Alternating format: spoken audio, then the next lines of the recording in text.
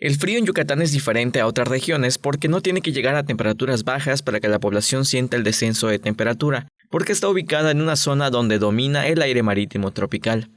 Para el meteorólogo Juan Antonio Palma Solís, la llamada heladez tiene características peculiares, pues luego del paso de un frente frío comienza la influencia de su masa polar asociada que deja tiempo estable y cielo despejado. Por eso después del mal tiempo por las tardes se siente poco calor y cielo soleado.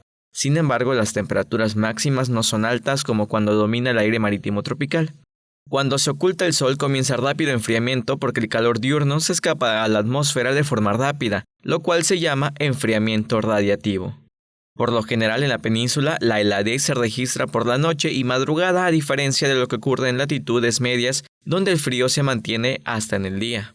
Otro factor que ocasiona heladez son el cielo despejado, porque si hay nubes por la noche, bloquean el escape del calor diurno y el enfriamiento radiativo es débil. La calma nocturna ayuda a que se baje más la temperatura, porque si sopla se registran mezclas turbulentas que disminuyen la tasa de enfriamiento.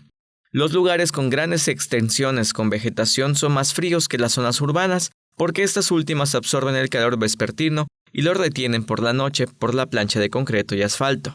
En cambio, un área descampada dispersa el calor y favorece enfriamiento radiativo. Hay notable diferencia de temperatura entre una zona poblada y el campo. En ocasiones la sensación de frío se confunde con humedad, pero en termodinámica la humedad disminuye la tasa de enfriamiento, porque el aire libera calor latente de condensación. Por eso, cerca de la costa y aguas superficiales no hay tanto frío como en la zona rural. Tele-Yucatán te informa.